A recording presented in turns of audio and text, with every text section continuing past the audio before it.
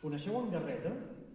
Era un noi de Sant Feliu de Guíxols que feia una música fantàstica, però ni ell mateix no ho sabia. Jo li vaig donar un cop de mà i amb la meva orquestra vaig estrenar-li un grapat d'obres al Palau de la Música. Ell, agraït, em va dedicar una sardana preciosa i la va començar amb un cop de tamborí.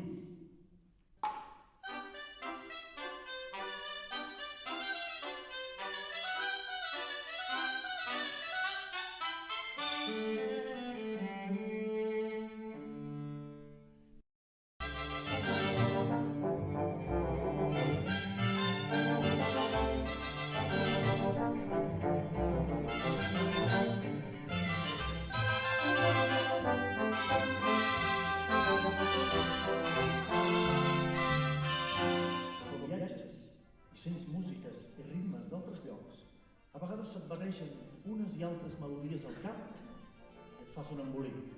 Això sí, la música, sigui on sigui, sempre sona.